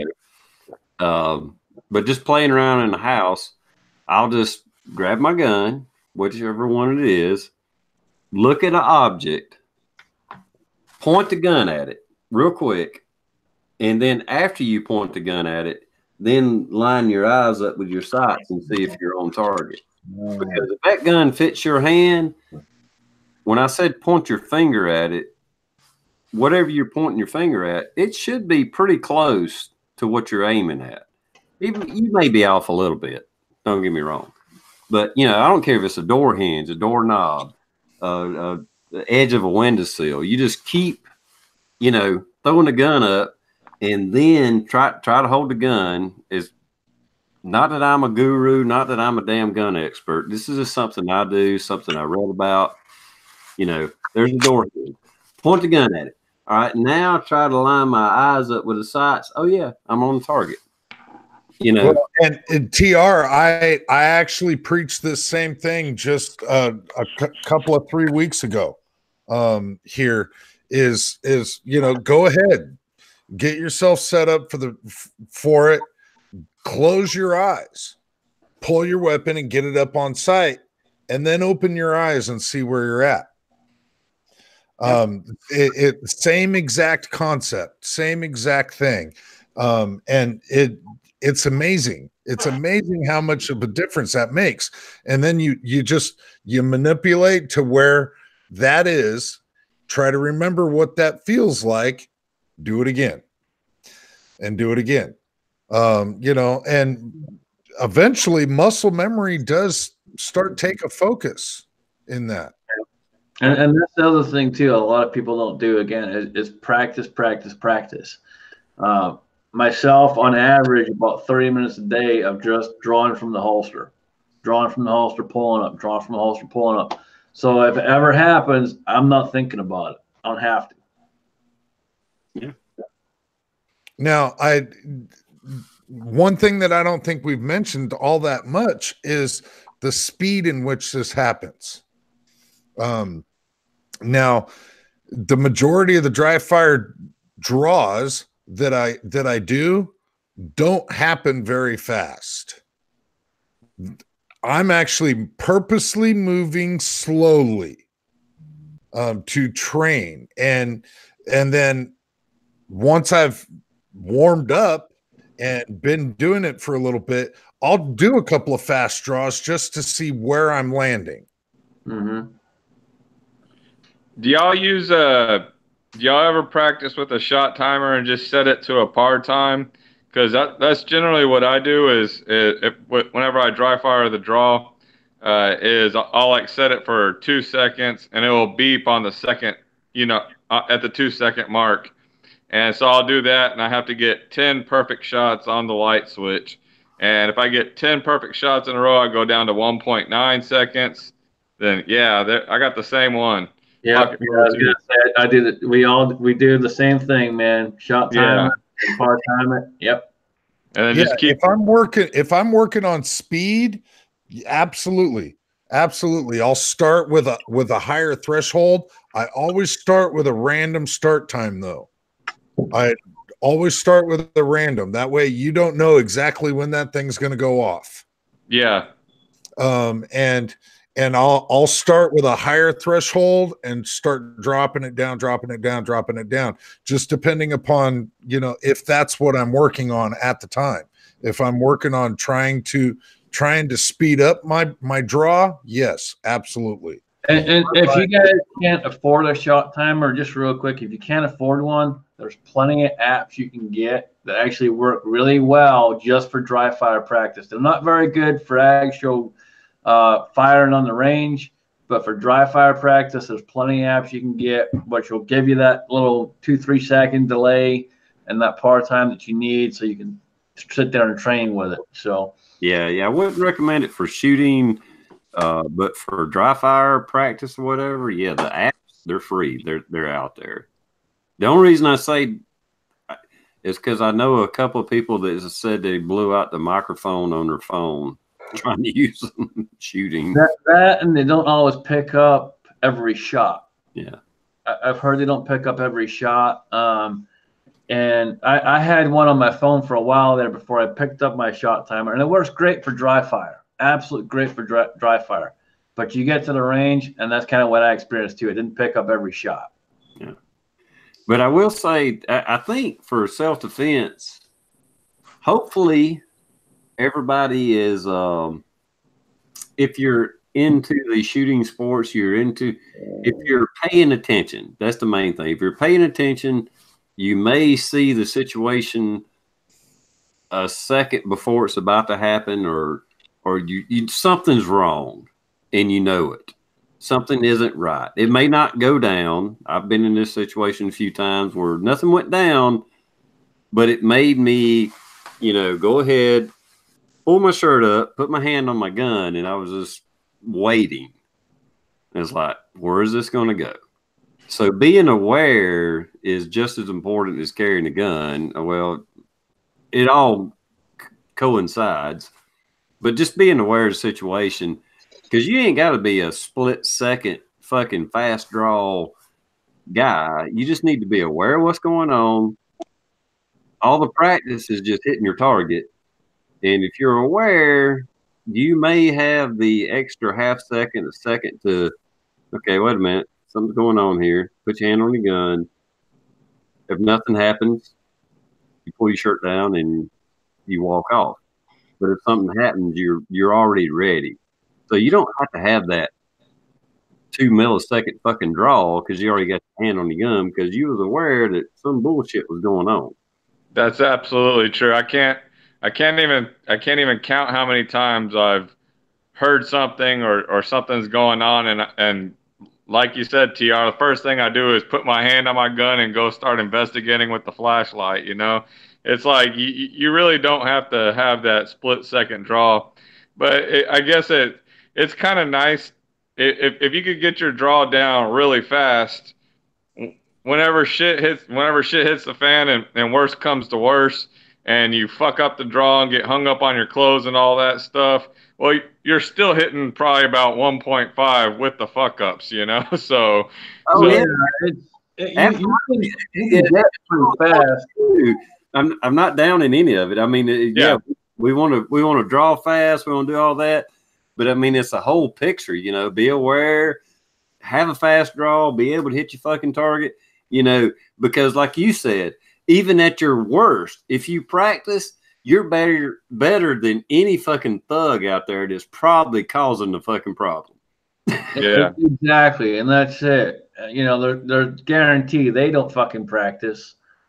You know, if you're out there and you're practicing every day, doing your due diligence, and I don't have, I open carry 9 times out of 10. I'm open carrying, but I still practice to draw, pull the chart up because you have to. Because when at that time when I'm doing that, I have to know what I'm doing.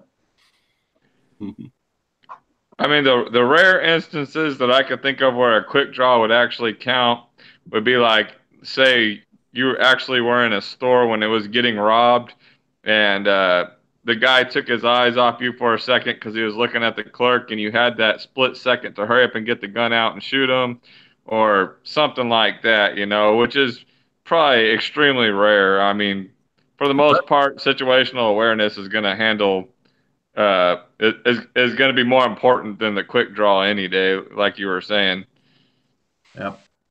Yeah. I mean, and people think it's funny, but when I go in a restaurant, for example, I want a seat where I can see every exit, see everyone coming in, and know every avenue. If something's going to hit the fan, what am I going to do? I already have a plan before I've even sat down.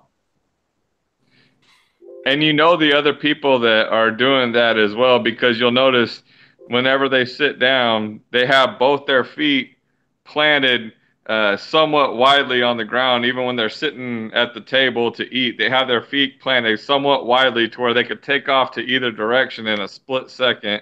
And they're always looking around, like not suspiciously, but they're always seeing who's around and whatnot. And it's usually the guys with the Vietnam vet hats on, you know, those guys, they know what the hell's going on. Yeah, and they're ready. For sure. Vietnam guys. Guys, I gotta go to bed. We're gonna end this anyway, Kyle. We're right at the 2-hour mark. So we're gonna go through the room. And we'll go in reverse order. We'll start with Chico Wise from the Dirty South. Sure, guys. Great chat, man. I definitely appreciate a lot of good information. Everything was very well thought out and talked about.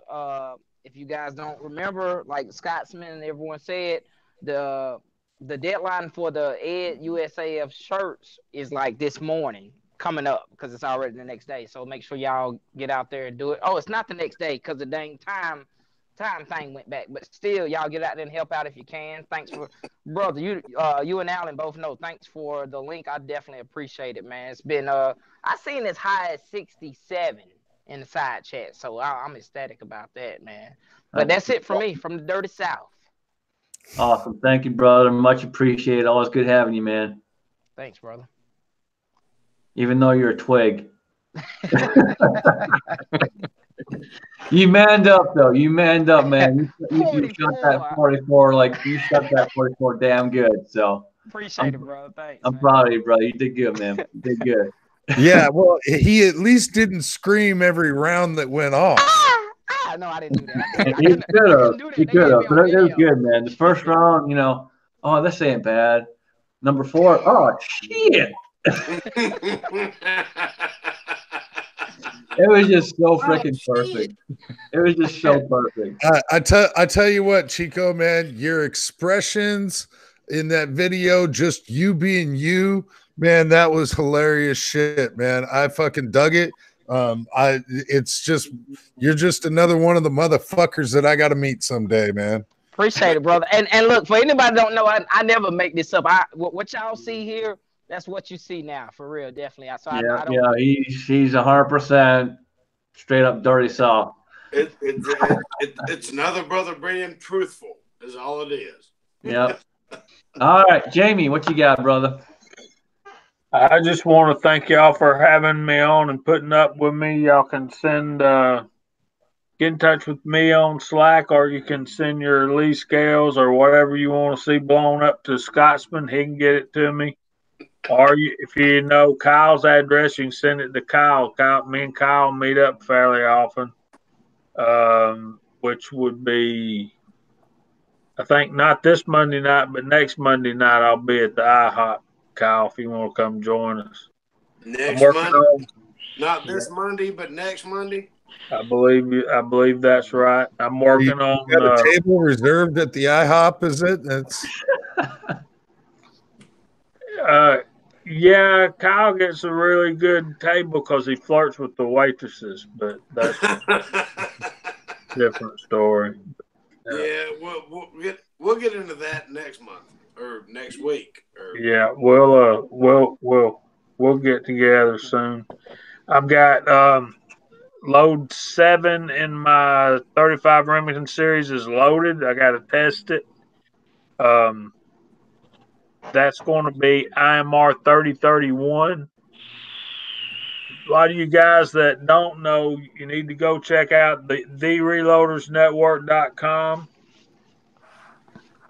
And after the chat's over with, TR, I want to get your email address. We want to have you on our Friday night reloading chat. That is on the Reloading Press Friday nights at 8 o'clock, except for the third weekend of the month. Every other time we'll be on there. Those of you that don't know, I won the Taco Apocalypse Challenge, and I got I'm supposed to be picking up a German K98 Mauser tomorrow or the next day from my FFL. There'll be videos coming out about that as well. Absolutely freaking awesome, man. Heck yeah. That's going to be fun. You'll see that, and you'll see shooting videos with that as well, Lord willing. And again, thanks for having me on, Scotsman, and thanks to all the panel guys in the side chat for putting up with me. So, no, we love you, brother. You're awesome. We appreciate you showing up, brother. Thanks, man. All right. We will go over to Josh Benware, the man that earned some respect. Yeah. Yeah. Like I said earlier, I'm going to be testing out different, my top 4 favorite carry loads to see which one shoots the most accurately, point of aim, point of impact, and all that out of the CZ. So that'll probably be the next video, and I guess I'll be doing an install and a little review on the night vision sights because no one really seems to be too familiar with them. So I guess I'll be doing that, and hopefully I'll be getting my AK back soon because damn it, it's been like 11 or 12 freaking weeks since I've dropped that damn thing off, and starting to get scared that he fucked up my rifle and he's hiding it from me. But so anyways, yeah, hopefully I'll be getting that back soon, and got the red dot and Midwest Industry side mount and all that shit, and the flashlight to mount to it and all that crap. So hopefully pretty soon I'll be having my setup AK to do a video on, and that's what I got planned off the top of my head. And I appreciate you guys having me on as always.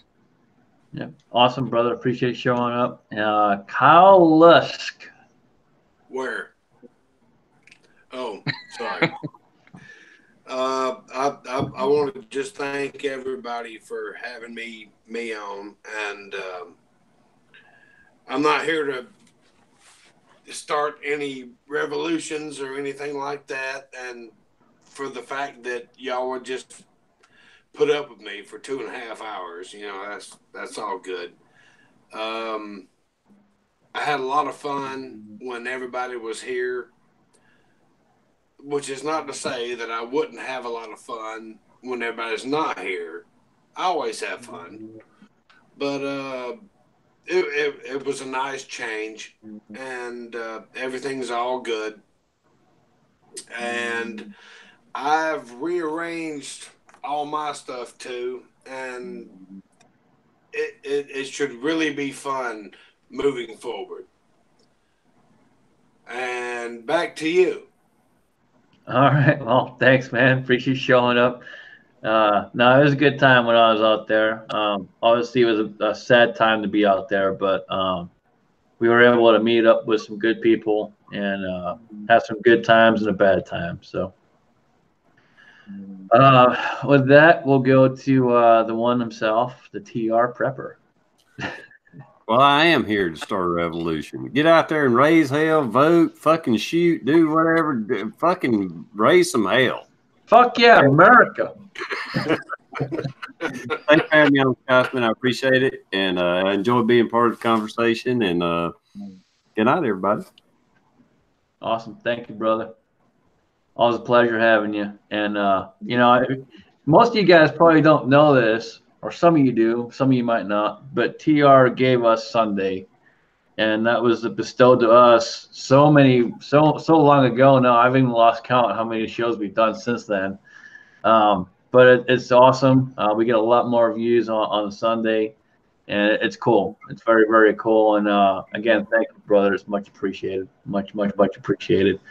I'm going to go before Alan goes. I'm actually going to let Alan end it tonight. But I have a dozen rounds of my 150 grain 9mm loaded up, ready to test. So I'm going to take this to the range hopefully tomorrow or the day after and get this to the range and try these bad boys out, see if they work, and hopefully don't blow up a gun. I am using the Beretta for this choice because I'm not blowing up my CZ. So if I'm blowing something up, I'm blowing something up that can take it.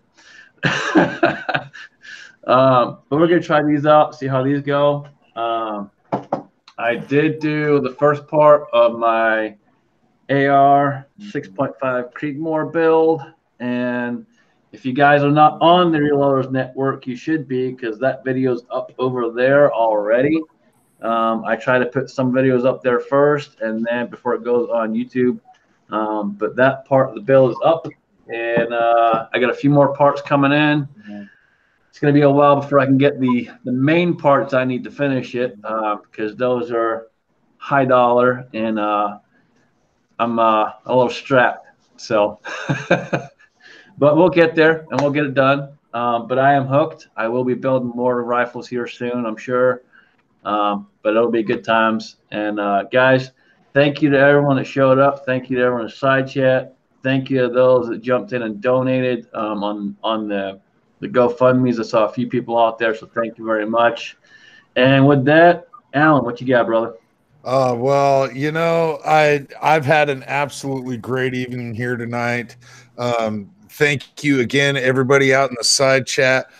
Absolutely phenomenal panel. Again, TR is the one that gave us this time slot, and it's always an interesting night when TR shows up. We absolutely love the man. Nothing like we do Josh, but other than that, you know, Josh has earned a lot of respect, but you know, the man started his YouTube channel with a revolver, so we got to give him some credit. Anyway, not too much happening in my world, other than sitting around and drinking a lot of whiskey. But before I go, just keep in mind, down in the description is links for both the very last ending for the Ed USAF t-shirts, very limited run on these things, and all proceeds are going straight to the family. So make that happen. If you don't have shirts already, just make that happen. There's also the GoFundMe down there for those folks as well. So please keep that in mind. Get your asses out there and vote. And with that, all I got to say is, woo!